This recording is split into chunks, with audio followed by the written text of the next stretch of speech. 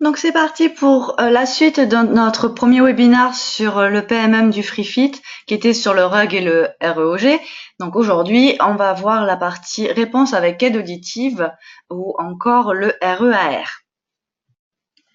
Nous en étions restés à la mesure du REOG.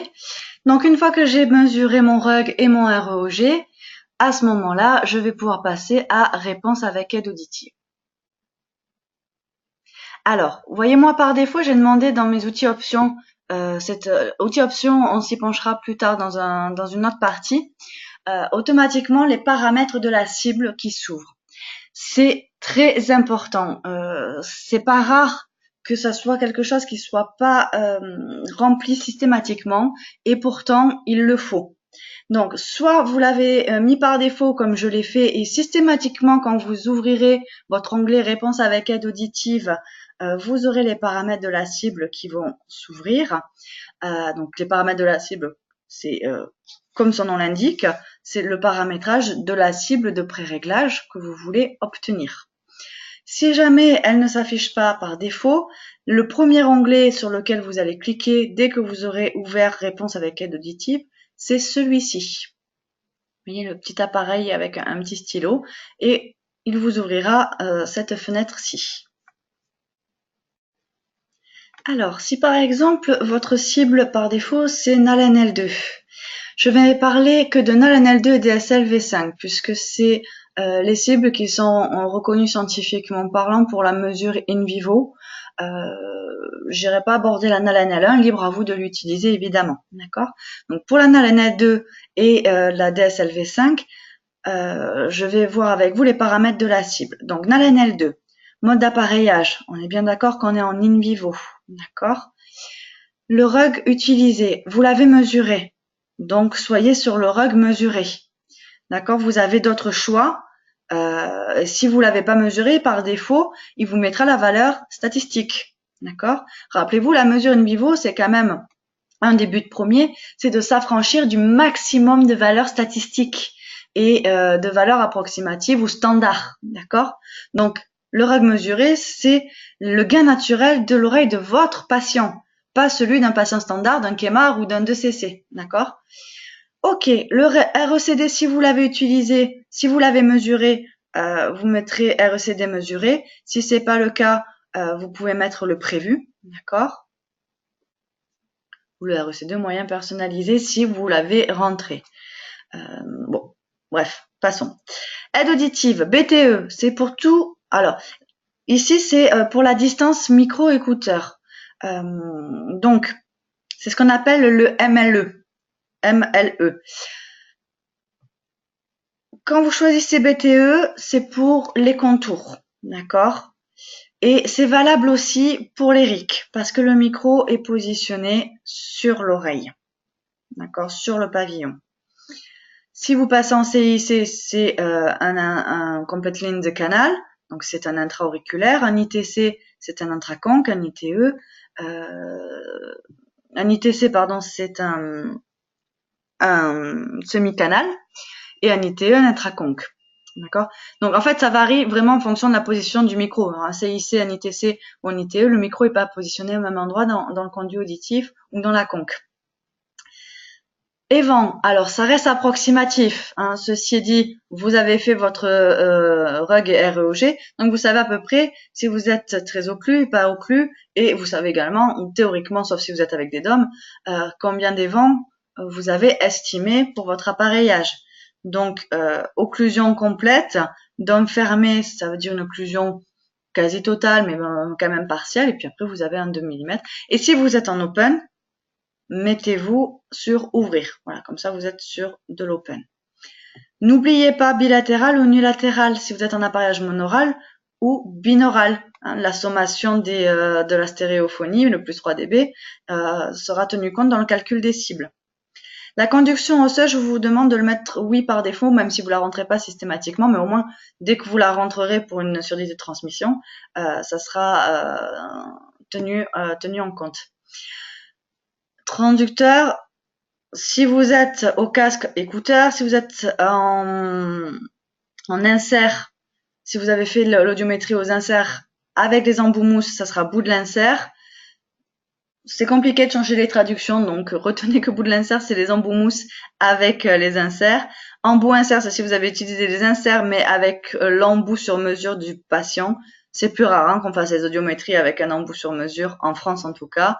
Haut-parleur, si jamais c'était une audiométrie en champ libre, d'accord? Donc ici, on va mettre casque par défaut, même si je vous rappelle que idéalement, moi je vais mettre bout de l'insert parce que j'ai fait mon audiométrie aux inserts. Les inserts vous permettent d'avoir plus de précision, un audiogramme en SPL, et la mesure se fait au tympan, comme c'est le cas avec la mesure in vivo. On est en mesure de niveau de sortie au tympan pour un audiogramme aux inserts, de même que l'on est en niveau de sortie au tympan avec la mesure in vivo. Donc, encore une fois, on s'affranchit de quelques disparités ou éléments de disjonction entre deux valeurs et que l'on confronte. Je vous invite également à ouvrir les paramètres ici. Ici, quand vous êtes en BTE, vous pouvez choisir d'ailleurs en ALNL2 si vous êtes en RIC, d'accord? Donc, vous pouvez mettre ici RITC. Si vous étiez en contour tube fin, par exemple, le vieil exemple qui me vient à l'idée, les Resunder par exemple, ou les tubes Life, les Life, ou ce genre d'appareil avec tube fin, vous mettez sur tube fin. Là ici c'est si vous avez customisé votre embout sur mesure. Donc par exemple là je suis sur un RIC, je me mets sur RITC. Limitation de sortie, choisissez ce que vous avez l'habitude de mettre sur votre logiciel fabricant, en multicanal ou en large bande, d'accord? Le nombre de canaux, je vous demanderai de les mettre toujours au maximum. Comme ça, on a le plus de fidélité possible au niveau du calcul de la cible. D'accord? Sauf évidemment, si exceptionnellement, vous savez que vous êtes sur un 4 canal, bon ben, mettez-vous, même si ça n'existe plus beaucoup, un 6 canaux, pardon, excusez-moi, sur un 6 canaux. À ce moment-là, mettez 6. Mais par défaut, puisque là, ce que je vous invite à faire, c'est de paramétrer cette fenêtre par défaut pour ensuite sauvegarder cette configuration par défaut. D'accord? C'est ce qu'on voit au fur et à mesure dans AutoSuite. Je vous montre la bonne, on va dire, un paramétrage possible et en tout cas, comment personnaliser votre paramétrage. Et une fois que vous aurez paramétré tous les onglets, que ce soit la tonale, la vocale, votre mesure in vivo, votre hit, etc., à la fin, vous viendrez sauvegarder votre configuration par défaut. D'accord? Votre configuration de base. Donc ça peut être ouvert systématiquement et paramétrer et s'ouvrir sur exactement les paramétrages que vous avez enregistrés si vous la mettez en configuration de base. À la fin des webinaires, de ce webinaire, pas de celui-ci, mais de la série des webinaires sur le PMM, je vous expliquerai où on sauvegarde. Sinon, vous pouvez retourner voir le tout premier webinaire de la série qui vous explique comment faire la configuration de base et enregistrer des tests préenregistrés ou prédéfinis. Compression standard, insertion standard, type de cible, vous laissez comme ceci. Là, en l'occurrence, j'étais sur un embout mousse pour l'insert, d'accord. Ici, vous touchez pas grand-chose. Si vous étiez chinois, vous auriez pu changer ici, c'est pas le cas. Ok. Ici, utilisez la calibration OpenREM. Cette calibration OpenREM, elle vous permet d'avoir un peu plus de fiabilité quand vous faites un appareillage vraiment open. Avant chaque signal de test, avant que le signal ISTS vocal, le signal vocal soit émis, vous avez toujours un petit bruit de calibration qui est émis avant chaque intensité, normalement, d'accord, qui permet de vérifier que le son émis par mon haut-parleur et reçu par mon microphone de référence est bien celui que je désire, le fameux 65 dB par exemple. Si je suis en open, donc comme je vais faire une mesure avec appareillage allumé, avec mon aine auditive en marche, il y a un risque quand je lance cette petite calibration qu'elle soit captée par mon micro de mon appareil auditif et retransmise par mon écouteur de l'appareil auditif. Et que ce qui sort de l'appareil auditif, comme c'est en open, risque de ressortir du conduit auditif, un peu comme le principe du Larsen, et être recapté par mon microphone de référence. Dans ce cas-là, il risque d'y avoir quelques décibels en plus, et AutoSuite va considérer qu'il faut que le niveau du haut-parleur soit diminué d'autant, d'accord? Sauf que ces décibels en plus sont fake, sont faux, d'accord? Donc, quand j'utilise la calibration OpenREM, l'idée c'est de lancer la calibration une fois avec les appareils éteints pour éviter la fuite acoustique qui serait recaptée par le microphone de référence et ne plus le lancer avant chaque signal. Ce qui veut dire que si vous vous mettez en open REM, faites bien attention que votre patient ne bouge plus pendant toute la durée du test, parce que la vérification du niveau sonore émis et reçu ne sera plus effectuée avant chaque test, mais uniquement au début de la série de tests, d'accord? Mais si vous êtes vraiment en open, c'est une sécurité pour éviter d'avoir 2, 3, 4 décibels de moins sur le haut-parleur, et du coup, vous n'êtes plus en train de tester à 55 dB ou à 65 dB, mais peut-être à 60 ou 61, d'accord? Et vice versa, si vous n'avez pas fait l'open REM et que vraiment il y a une fuite acoustique, vous risquez de tester à 68-69 au lieu de 65, d'accord? Donc, soyez vigilants, vous pouvez l'utiliser, maintenant vous savez à quoi elle sert, je vous remontrerai avec l'écran derrière comment ça se passe, mais pensez aux avantages et aux inconvénients. Alors, là je vais appliquer.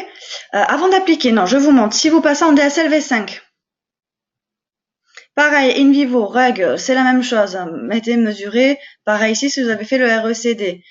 Ici, la liste est un petit peu différente. Vous avez un peu plus de choix. Boîtier, BTE, CIC profond, semi-profond, ITC, ITE. Donc, vous savez maintenant de quoi il s'agit. D'accord? BTE, c'est si le micro est en haut, sur le pavillon. Transducteur, pareil, d'accord? Alors bon, là, il vous rajoute les PEA, mais vous, ça vous concerne pas. Moi, je vais me remettre aux inserts. Conduction osseuse, par défaut, oui. La DSL V5 tient compte de l'inconfort, rappelez-vous. La consigne, c'est un confort haut. À partir de quel moment, vraiment, c'est un petit peu inconfortable, le bruit est gênant. Pas à partir de quel moment, vous ne le supportez plus. Donc, lui, c'est à l'utiliser. Mesurez, si possible, s'il vous plaît, si vous utilisez la DSL V5, mesurez vos UCL. Mesurez votre seuil d'inconfort. Sinon, ça n'a pas de sens réellement, puisque votre cible va être calculée en fonction d'un UCL standard qui n'est pas celui de votre patient. Amplification, appareillage monaural ou binaural, d'accord? Et pareil, Evan, si vous êtes en open, utilisez la calibration OpenREM par exemple. Si j'ouvre les paramètres, il y a moins de choix, hein, le programme par défaut. Le nombre de canaux, ça sera 17 maximum, même si aujourd'hui on peut en avoir plus, donc mettez le maximum. Le type de compression. Ce qui est important par contre pour le DSLV5, pédiatrique ou adulte, les deux formules sont très différentes, enfin sont très différentes. La formule pédiatrique est beaucoup plus dynamique que la formule adulte, d'accord? Donc si vous êtes pour l'appareillage de l'enfant, n'oubliez pas de venir changer ici le type de patient. D'ailleurs, souvent j'ai des remarques comme quoi la DSLV5 donne des gains de folie. Oui, si vous êtes resté en pédiatrique, c'est sûr, on risque d'avoir des gains vraiment démesurés. Bien que effectivement sur des potentielles zones mortes, la DSLV5 n'en tient pas compte, donc elle vous mettra de toute façon une amplification sur les zones mortes, alors que la NALNL2 mettra une pondération sur les potentielles zones mortes. C'est calculé en fonction du niveau de perte auditive, plus de 70 dB et un certain nombre et la pente par octave de perte. Insert HA2 ici, ok. Donc on a vu une NALNL2 de DSLV5, vous pourrez faire pareil pour la NALNL. Ok, appliqué. Voilà, il y a la connexion qui se fait. Je vérifie que mon FreeFit est toujours allumé parce que des fois on peut passer trop de temps et il s'est éteint hein, pour économiser. Ok, alors nous voilà sur l'affichage. Aujourd'hui, ce qu'on va voir, à défaut de lancer les mesures, c'est votre paramétrage et vos affichages. Alors, la première chose, ça va être quelle vue je veux. La vue, on peut la changer ici. Quand vous êtes en réponse avec aide auditive, je vous conseille de vous mettre en réponse. Quand je suis en R, d'accord, c'est réponse. C'est-à-dire, je vous le répète, comme dans les précédents webinars, quand je suis en réponse, je prends comme mesure affichée mon niveau de sortie au bout de la sonde, ce que je reçois à mon tympan, d'accord? Le niveau en décibels SPL reçu par mon tympan. Ok? Si je passe en gain, dans ce cas-là, je compare ce niveau de sortie reçu par mon tympan avec ce que je reçois à mon microphone de référence. Donc, je soustrais, par exemple, les 65 dB d'entrée à mes 80 dB de niveau de sortie, ce qui veut dire qu'en gain, j'ai 15 décibels. OK? Alors, si je passais à RC réponse, si je clique ici, AG, c'est le gain, d'accord? Le gain de l'appareil. C'est-à-dire la différence entre mon niveau de sortie au tympan et ce que je reçois à mon micro. Donc là, c'est le gain total, éventuellement de la résonance résiduelle de mon conduit auditif, même un peu occlu, plus de celui de l'appareil. Le gain d'insertion, je vais soustraire le gain naturel de l'oreille. Donc ce que me donne comme information le gain d'insertion, c'est ce que mon appareil me donne comme gain comparé à ce que j'avais comme gain naturel. D'accord? C'est-à-dire que j'ai mon oreille sans rien dans l'oreille, elle a une amplification. C'est-à-dire j'ai 65 dB en entrée et mon gain naturel me fait que je me retrouve sur le 4000 à 80. Donc mon gain naturel c'était 15 dB. D'accord? Donc à 4000, je reçois 80 dB. Et si je passe en gain d'insertion, mon appareil, lui, en bout de fil, c'est-à-dire au tympan, il m'affiche, allez, mettons 90 dB. Donc le gain d'insertion, il va pas me dire la différence entre 90 et mon niveau d'entrée à 65, il va me dire la différence entre 90 et 80, ce que j'avais initialement comme gain, enfin comme niveau de sortie, naturellement, sans rien. En gros, qu'est-ce qu'apporte mon appareil en plus par rapport à mon oreille nue? Ok? Et non pas quel est le gain avec l'appareil en place, le gain résiduel dû à l'effet d'occlusion de l'appareil et le gain de l'amplificateur de l'appareil. D'accord? Donc le gain d'insertion, il peut être intéressant pour vérifier que ce que j'envoie avec mon appareil, ce que perçoit mon patient avec l'appareil, c'est pas moins bien que ce qu'il percevait naturellement. D'accord? Un commentaire, c'est pas naturel, ou j'entends moins bien avec les appareils que sans. Quand on affiche le gain d'insertion, on peut s'apercevoir qu'effectivement, à la base, sur le 4000, il recevait 15 dB de gain sans rien, et qu'en fait là, avec mon appareil, il n'a plus que 10 dB sur son 4000. Donc, il entend moins bien avec l'appareil, effectivement, que sans l'appareil. Ok? Donc, c'est à ça que c'est le gain d'insertion. Et la petite astuce, c'est que c'est également comme ça que sont affichés vos logiciels fabricants par défaut. Retenez uniquement que ça sert à vérifier ce que mon appareil apporte en plus et si je suis pas inférieur à mon gain naturel. Aujourd'hui, ça n'a plus trop d'intérêt d'utiliser le gain d'insertion pour régler son appareil. Ok, il vaut mieux vraiment, pour avoir une visualisation totale, vous mettre en réponse. Je reviens vite fait sur celui-ci, le PA. Le PA, vous ne lancerez pas un fichier sonore vocal, vous lancerez un balayage tonal. D'accord? Ici, vous irez choisir un balayage tonal et appareil allumé et ça vous affichera une estimation du gain tonal prothétique. On ne le fait pas en France. Aux États-Unis, ils s'en servent. Ça vous fait une estimation du gain prothétique tonal enclenché. N'oubliez pas, dans ce cas-là, de désenclencher tous les traitements de signaux, d'accord, de la voix et du bruit pour éviter des corrections fausses. Ok, donc ça, vous l'avez vu. Ici, je suis en réponse. Je peux aussi afficher. Alors, juste un instant, j'ai un petit bug d'affichage. Voilà, c'est bon. Alors, je disais quoi? Vous pouvez aussi afficher en HL, d'accord? Par exemple, pour le counseling, vous pouvez, pour faciliter la comparaison de l'audiogramme et expliquer les courbes obtenues pour montrer qu'effectivement, l'amplification qu'on a donnée à notre patient est suffisante pour venir stimuler sa zone vocale d'intelligibilité supposée être optimale. Voilà, en gros, expliquer à votre patient que on a suffisamment bien optimisé ses réglages pour que l'ensemble des fréquences indispensables pour sa compréhension de la parole soient stimulées. D'accord? Donc vous pouvez vous l'afficher en HL pour qu'il comprenne un petit peu mieux, et même pour vous, pour ne pas changer vos habitudes. Ceci dit, je vous conseille aussi de rester en SPL pour faire vos réglages. Ok. Ici, vous avez évidemment vue droite, vue gauche pour y voir un peu plus grand, d'accord? Sinon, vous affichez les deux en même temps. Je vous rappelle ici que c'est pour les paramètres de la cible. Bon, là, c'est si vous vouliez savoir, écouter, diffuser dans le haut-parleur ce que perçoit votre patient au bout de son appareil. Bon, c'est un peu... Testez-le, ça, peut-être pour faire écouter aux accompagnants. Bon, c'est un petit peu bizarre.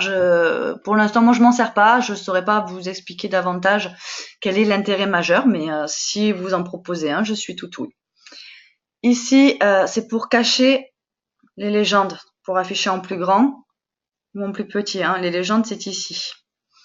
Ici, c'est pour lancer la calibration des sondes. On l'avait vu tout à l'heure.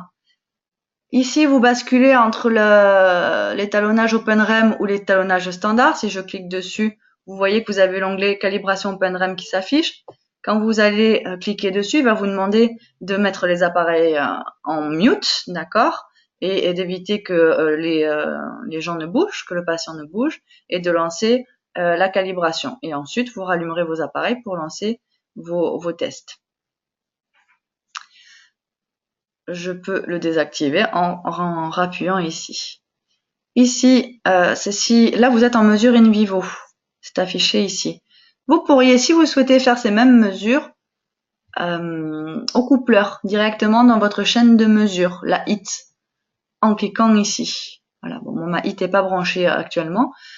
Vous cliquez ici ou ici et vous passez sur la HIT. On verra quand on étudiera quand il y aura le webinaire sur la chaîne de mesure, à quoi ça peut nous servir. Ici, le on target. Très intéressant le on target si vous travaillez avec la cible. Si votre but, effectivement, est de corriger le gain de votre appareil pour le rendre similaire à la cible prescrite par AutoSuite, puisque, petite parenthèse, quand je travaille en in vivo avec AutoSuite ou n'importe quel autre logiciel, je ne m'intéresse sur le logiciel fabricant plus qu'au tableau où il y a les gains, mon tableau de réglage. Mon affichage en dessus de mes courbes ne m'intéresse plus. Si je le regarde, je vais m'embrouiller. Parce que les courbes, elles seront pas lisses, parce que ça va faire des choses bizarres et que ça nous paraît pas normal. Nous, on a envie d'avoir des jolies courbes bien lisses et quand on affiche le tableau, le graphique sur le logiciel, selon comment on l'a paramétré, s'il est encore en gain d'insertion par exemple, et qui tient compte que la cible prescrite, elle tient pas compte du RUG mesuré, de la réponse oreille fermée mesurée, mais que de valeurs statistiques, vous allez être vraiment très éloigné de ce que votre AutoSuite PMM va vous afficher. Donc, ne regardez plus les graphiques de votre logiciel. La seule chose qui vous intéresse à ce moment-là sur votre logiciel, c'est les barres de réglage, votre gain faible, fort, moyen, vos compressions, voilà, et vos systèmes de débruiteurs, d'accord, de gestion du signal sonore et vocal. Ok, fermez la parenthèse. Donc, si vous travaillez à la cible donc de DSLV5 ou NaLNL2, d'AutoSuite, qui est la cible scientifiquement validée, celles que vous avez sur vos logiciels fabricants ont pu être modifiées, hein, parce qu'ils ont pu mener des études dans des labos privés et rajouter telle ou telle valeur dans la formule de calcul, d'accord? Par exemple, le NaLNL2 est une formule souvent modifiée pour être encore plus confortable. Donc, on a des gains et des compressions très, très, très, très importantes sur les logiciels fabricants, alors qu'en NaLNL2 sur AutoSuite, on va avoir des gains beaucoup moins compressés, beaucoup moins faibles, voire parfois assez dynamiques. D'accord? Ok. C'était encore une parenthèse, ok. Donc, au niveau de l'affichage ici, vous pouvez afficher le on target. Et le on target va vous donner la différence du gain que vous mesurez dans l'oreille de votre patient par rapport à la cible affichée que vous voudriez. D'accord? Ici, quand je passe la souris ici sur mon sur ma réponse, alors vous voyez par défaut j'ai mis gain faible 50 dB, mais j'affiche en réponse, je devrais mettre réponse, d'accord, niveau de sortie faible 50 pour une entrée à 50 décibels. Bon, donc j'ai en bas ici, alors je peux pas flécher parce qu'il faut que je laisse ma flèche, mais j'ai en noir grisé, j'ai mon niveau d'entrée. Ça c'est en bas c'est mon son d'entrée, d'accord. Mon ISTS en l'occurrence, mon signal vocal qui rentre. Et en pointillé en dessus en violet, j'ai la cible prescrite. Elle est fausse, ma cible prescrite, parce que j'ai pas connecté, j'ai changé l'audiogramme pour faire la démonstration précédemment sur la tonale et que je l'ai pas mise à jour. Donc, tant que j'ai pas lancé, je vais la lancer. Voilà. Elle va être à moitié fausse. Voilà. Par exemple, à gauche, voilà, j'ai ma cible ici, prescrite. D'accord? Qui est du coup un petit peu plus rationnelle. Ok. Et donc là j'ai mes écarts. Bon là effectivement, hein, la son n'étant pas dans l'oreille, c'est un peu n'importe quoi. Mais par exemple, je place mon curseur, je saurais que au 1000 Hz, il me manque, je l'ai affiché en haut ici là, il me manque à peu près 9 décibels, d'accord, sur mon 1000 Hz. Donc je vais aller dans mon logiciel fabricant, je vais rajouter ces 9 dB pour être à la cible. Si je suis sur un premier appareillage, je vais me calquer à la cible, mais n'oubliez pas de diminuer le volume global après pour être sur des niveaux acceptables le temps que la rééducation se fasse. Ok. Ensuite, alors attendez, je vais revenir. Juste avec des courbes affichées, ça sera plus simple. Quand vous êtes en AR, ça s'affiche comme ceci. Vous le retrouvez sur le PDF, hein, que je vous ai joint, que vous pouvez télécharger. Ensuite, si je affiche en HL, vous voyez, vous allez afficher comme ceci.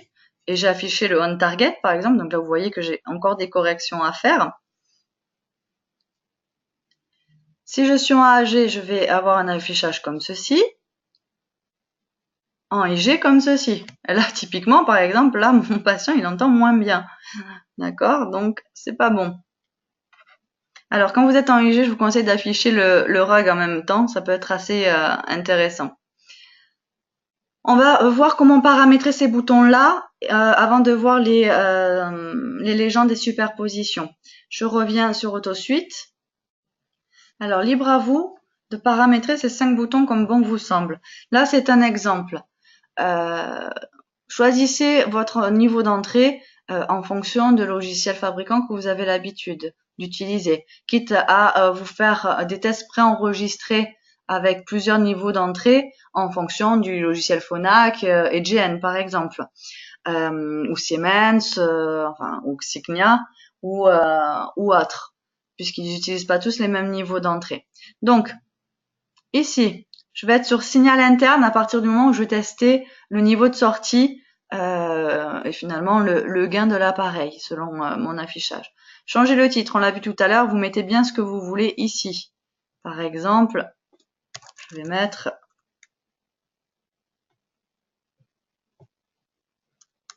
réponse un niveau faible. Voilà. Alors vous avez un niveau de caractère maxi, hein, donc là réponse, je peux plus rajouter grand chose. Type de signal. Il n'y a que l'ISTS qui est un signal vocal qui ne va pas enclencher les débruiteurs. Donc, si je veux laisser mon appareil en état de marche sans désactiver mon traitement de signal et vocal de bruit, je vais me mettre sur l'ISTS. Libre à vous de vous amuser avec les autres signaux, mais attention, les systèmes pour le bruit vont s'enclencher, d'accord? Donc, vous savez à quoi vous en tenir. Type de signal, intensité. Vous choisissez ici l'intensité. On ne propose pas en dessous de 50 décibels parce qu'on considère qu'en dessous, le niveau de bruit ambiant est trop proche. Donc, la fiabilité du test n'est pas bonne. La durée, avec un signal ISTS pour avoir toutes les informations phonétiques et énergétiques pour représenter le spectre de la parole à long terme, il vous faut au moins 14 secondes. Donc, vous pouvez mettre 15 secondes si vous voulez ou 14 secondes ici directement. Si vous voulez, alors vous faites pareil avec les autres onglets, d'accord? Si vous voulez paramétrer votre MPO, la mesure du MPO, si vous voulez changer le nom, vous recliquez sur signal interne et changez le titre, et vous changez le titre ici, d'accord? Par contre, ensuite, vous irez recliquer sur puissance de sortie maximale, pardon. On est en in vivo, on n'est pas au coupleur, et vous choisirez si votre signal va être émis à 80 ou 85 décibels. D'accord? Bon, à modifier en fonction du patient que vous avez et de l'inconfort que vous auriez éventuellement mesuré. Ok? Et ici, ce que je vous conseille de faire, ce qu'on vous conseille et toute l'équipe d'ailleurs, souvent c'est de remettre une réponse faible par exemple en contrôle pour comparer. Vous avez fait une première mesure, vous avez fait ensuite des modifications par rapport à ce que on target vous précisez, et vous pouvez réappuyer ici. Vous aurez deux courbes de deux couleurs différentes, parce que si vous relancez la mesure précédente va s'effacer. Donc si vous voulez quand même vérifier l'écart entre la première mesure et la deuxième mesure après modification, c'est bien d'avoir un petit contrôle sur le 65 dB, d'accord? Voilà, ça vous savez comment le paramétrer. Ensuite, ici, les légendes des superpositions. Je vais revenir sur mon PowerPoint parce que là, j'ai pas de courbe. Et le temps que j'aille en rechercher, je risque de perdre trop de temps pour pas vous mettre en retard. Alors, je vais vous les montrer directement. Peut-être avant de vous les montrer directement, juste un petit retour. Donc là, c'est la vidéo autoscopie à partir de la 481. Ici, c'est à partir de la 481, si vous avez acheté la licence pour le PropTube Assistant, c'est le système qui va vous indiquer comment, si votre tube sonde est bien placé dans l'oreille, avec vraiment un tuto et un guide pas à pas et un petit système qui vous permet, qui s'affiche en vert pour vous dire ok c'est bon, ou 3-4 mm si vous reste 3-4 mm d'insertion pour que ça soit bien placé, etc. Je ferai vous avez également un tuto, une démo du PropTube Assistant sur la chaîne Autometrix YouTube, playlist vidéo française. Ici, c'est le on top. Si vous avez deux écrans, que vous cliquez ici, vous aurez la vue plus que des courbes. D'accord? Donc, si vous voulez afficher pour présenter à votre patient, par exemple, en cliquant ici, vous aurez cette vue-là. D'accord? Uniquement. Et je viens rebasculer en mode normal ici. Voilà. Allez, je repasse sur mon PowerPoint. Pardon, je n'ai pas fait ça proprement. Hop, voilà. Donc ça, on l'a vu, d'accord? Changer le signal. Vous l'avez pas à pas. Je vous ai donné toutes les indications. Ce qui est important, alors, ici, les légendes. Vous voyez ici, tout simplement, le S2I, c'est la proportion, le pourcentage de gain contenu dans la zone vocale qui est censée représenter la zone vocale optimale du patient, c'est-à-dire la zone qui est représentée par la banane vocale ici personnalisée. D'accord? Donc la banane vocale personnalisée, c'est la banane vocale qui contient tous les phonèmes de la voix normale, mais modifiés en fonction de la dynamique auditive de votre patient, d'accord? Et des potentielles distorsions d'intensité qu'il peut y avoir dû au rétrécissement de sa dynamique auditive. Donc, ça, on le voit en détail dans la formation in vivo, donc je m'attarde pas dessus. Superposition. Alors, avant les superpositions, excusez-moi. Ici, vous avez la cible que vous avez choisie, le niveau d'entrée, d'accord? Ok, et le niveau d'entrée réellement mesuré à votre microphone de référence. Vous voyez qu'il y a des petits écarts hein, quand même. Donc, soyez le plus fidèle possible. Avec le signal utilisé, ISTS, d'accord? Ici, vous pouvez rentrer un petit commentaire. Et ici, vous pouvez réafficher les paramètres de la cible qui correspondaient à cette mesure-là. Donc, j'y viens, superposition. Alors, superposition, ce que je vous conseille de cocher, c'est la zone inutilisable pour griser autour de la dynamique auditive de votre patient, parce qu'en mesure in vivo, c'est quand même important de travailler avec la dynamique auditive du patient. D'afficher la banane vocale personnalisée, c'est ce que je viens de vous afficher ici, de vous expliquer. Donc, vous cliquez sur banane vocale et personnalisée. Si vous ne mettez pas personnalisé, vous allez avoir la banane vocale d'un normand-entendant, d'accord? Si vous avez fait une acouphénométrie via l'Astera, vous allez pouvoir réafficher le T qui va s'afficher à la fréquence et à l'intensité trouvée. Ici, vous pouvez afficher vos courbes cibles. Si vous voulez voir par transparence les petits pointillés des courbes cibles, vous cliquez, vous cochez ici, vous cochez ici pour les voir afficher, même si vous cochez pas le petit bouton comme j'ai fait tout à l'heure. Et ensuite, Et là, pareil, aujourd'hui, on est sur comment utiliser AutoSuite, où je dois cliquer. On n'est pas dans comment je dois faire ma mesure in vivo. Donc, je rentrerai pas dans les détails. On a une formation proposée pour ça, pour vous apprendre à faire une mesure et à interpréter les résultats par rapport aux percentiles. Les percentiles, vous voyez, vous avez votre LTAS ici, votre moyenne, et autour, vous avez une enveloppe. Les percentiles, ça correspond à cette enveloppe. Je rentre pas dans les détails explicatifs ici. Ça correspond à la formation sur la mesure in vivo. Ça prendrait de toute façon trop de temps à expliquer et je n'ai plus le temps puisque là, il faudrait que je vous libère. Alors, je me dépêche. L'audiogramme de référence, si vous ne le cliquez pas, évidemment, vous verrez pas les petits points, d'accord, et le petit U, d'accord, affiché. Valeur de crête, pareil, c'est quand on commence à avoir à regarder la mesure in vivo avec l'interprétation en percentile et qu'on veut voir la valeur de crête, c'est les pics sonores. Pendant les 14 secondes, il y a un certain pourcentage de temps où le niveau sonore a atteint un certain niveau maximum et on peut les faire apparaître en cliquant sur valeur de crête. Ça nous permet de vérifier que peut-être, par exemple, sur les graves, il vous dit que des fois, c'est un peu fort. Ça claque à partir du moment où on parle doucement. Finalement, ça se met à claquer. Vous dites, mais c'est pas possible. On parle doucement et il me dit que c'est trop fort au niveau de sa voix ou d'une voix masculine. Et vous allez vous apercevoir finalement que, bah oui, il y a des pics qui sont au-dessus de son seuil d'inconfort, pas de son seuil d'inconfort, mais de sa zone haute vocale et qui peuvent se rapprocher de sa zone d'inconfort et qui peuvent être gênants. Tout simplement, peut-être parce que il y a trop d'expansion sur les sons faibles ou pas assez de compression, trop de gain, etc., etc.